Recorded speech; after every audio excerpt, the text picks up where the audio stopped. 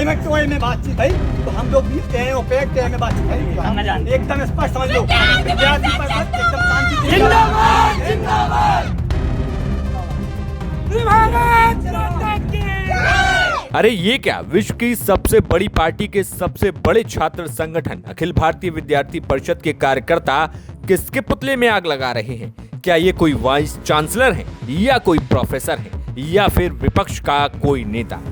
अरे रुक जाइए साहब, एबीवीपी के कार्यकर्ता जिस पुतले को आग के हवाले करने की तैयारी में है वो किसी और का नहीं बल्कि मुख्यमंत्री योगी आदित्यनाथ के विशेष सचिव संजय प्रसाद का है। और हद तो तब है जब उत्तर प्रदेश की पुलिस अब तक हर पुतले को लेकर भाग जाती थी, लेकिन विद्यार्थी परिषद के सामने लाचार उत्तर प्रदेश की पुलिस अपने ही विभाग के मुखिया का पुतला जलने से रोकती हुई रत्ती भर भी नहीं दिखी।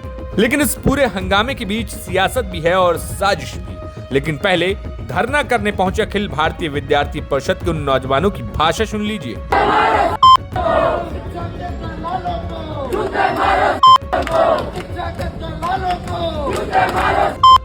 और ये हाल तब है जब एक दिन पहले ही भारतीय जनता पार्टी ने कांग्रेस के मंच से पीएम मोदी को गाली दिए जाने पर बिहार बंद का आह्वान किया था। लेकिन विद्यार्थी परिषद के कार्यकर्ता विरोध जताते हुए नारे लगा रहे हैं कि शिक्षा के दलालों को जूते मारो डैश डैश डैश।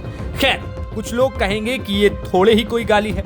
बता दें कि ये वीडियो हमीरपुर जिले का है, जहां पर अखिल भारतीय विद्यार्थी परिषद के तमाम कार्यकर्ता युवा नौजवान प्रदर्शन करने के लिए थाना मुख्यालय पहुंचे हुए थे। इतना ही नहीं, अखिल भारतीय विद्यार्थी परिषद के कार्यकर्ता सीधे यहां पर पुलिस से भिड़ गए और पुलिस को उंगली दिखाते हुए कहा कि ओए टोए में बात मत करना, नहीं तो वैसा ही जवाब मिलेगा। हम शांतिपूर्ण धरना प्रदर्शन के लिए बात है तो शांतिपूर्ण तरीके से धरना पर हमारा कंप्लीट करने दो। अगर ए ओपीआई में टोए में बातचीत है तो हम लोग भी ए ओपेक टोए में बातचीत है एकदम स्पष्ट समझ लो। विद्यार्थी परिषद एकदम शांति जिंदाबाद जिंदाबाद। लेकिन अखिल भारतीय विद्यार्थी परिषद के इस प्रदर्शन और नारेबाजी के बीच बड़ी बात यह है कि क्या ये प्रदर्शन अब योगी आदित्यनाथ की मुसीबत बढ़ा रहा है, क्योंकि कई सोशल मीडिया अकाउंट्स का कहना है कि संजय प्रसाद के जरिए संगठन ने सीधे सीधे योगी आदित्यनाथ को संदेश दिया है। खैर, बाराबंकी में विद्यार्थी परिषद के कार्यकर्ताओं पर पुलिस की ताबड़तोड़ लाठियों की आवाज तो सुनी ही होगी, जिसके जख्मों के निशान शायद ही इतने दिन बाद उनके हाथ पैर और पीठों से मिट पाए हों।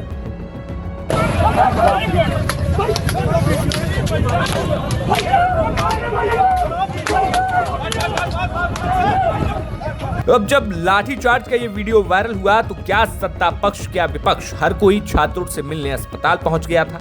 मीडिया में खूब तस्वीरें आने लगी थी। दोनों डिप्टी सीएम समेत तमाम बीजेपी के मंत्री लाइन लगाकर छात्रों का हाल जानने पहुंचने लगे थे। लेकिन विद्यार्थी परिषद इस बार सत्ता से सीधी टक्कर लेता दिख रहा है। विद्यार्थी परिषद के राष्ट्रीय मंत्री अंकित शुक्ल ने इस पूरे घटनाक्रम पर यहां तक कह दिया कि जिन्होंने इस घटना को अंजाम दिया है, सरकार उन्हें मिट्टी में मिलाने का काम करे।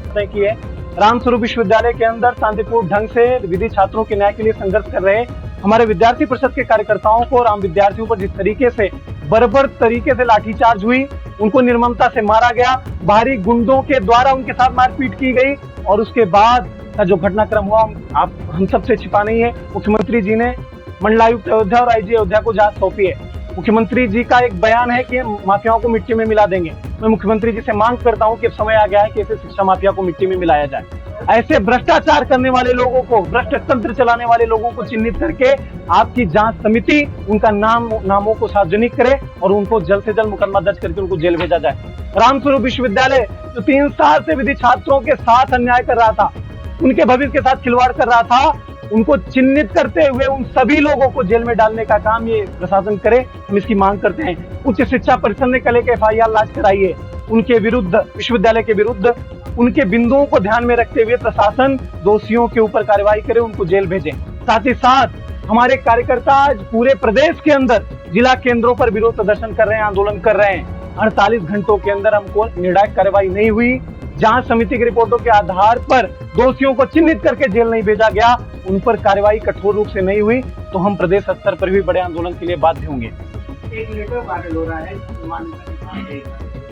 जी, वो VCI का जो लेटर है उसमें आप देखेंगे वो प्रोविजनल अलॉटमेंट है, सशर्त अनुमति है उनको और इस सशर्त अनुमति की भी एक प्रक्रिया होती है। उन्होंने खुद साबित कर दिया कि उनका नवीनीकरण नहीं था, इसलिए हमारा ये घटनाक्रम 1 सितंबर का है, उनको मान्यता 3 सितंबर को कल मिली है। इसलिए वो दोषी हैं, वो भ्रष्ट हैं। और एक दिन के अंदर कैसे इंस्पेक्शन हो गया, कैसे निरीक्षण हो गया और कैसे रिपोर्ट बन गई और कैसे सीधे रिपोर्ट उनको मिल गई। इसलिए ये पूरा घटनाक्रम ये जांच का विषय है कि कैसे उनको राज्य विधिज्ञ परिषद की ओर से ये कैसे मान्यता मिल गई। और इसलिए हम ये मांग करते हैं कि इसकी भी जांच की जाए और इसकी पूरी प्रक्रिया होती है। 31 दिसंबर तक एप्लीकेशन कर देना होता है। आप उनके वेबसाइट को हमने चेक किया है, 7 दिन पहले उन्होंने इसके लिए अप्लाई किया है, एक बार 9 महीने पहले किया था। इसलिए ये पूरा घटनाक्रम ये उन्होंने विश्वविद्यालय को भ्रष्टाचार का अड्डा बना रखा था, जिस पर विद्यार्थी परिषद आक्रोशित थी, विद्यार्थी आक्रोशित थे और उन्होंने आंदोलन किया। हमारा आंदोलन जारी रहेगा। फिलहाल अब ये देखने वाली बात होगी कि इस मामले में और क्या कुछ टक्कर सरकार और परिषद के बीच देखने को मिलती है। वहीं सत्ता और संगठन की टक्कर में कौन जीतता है और किसे अपने हाथ पीछे लेने पड़ते हैं, ये अब देखने वाली बात होगी। Bureau report, vision UP.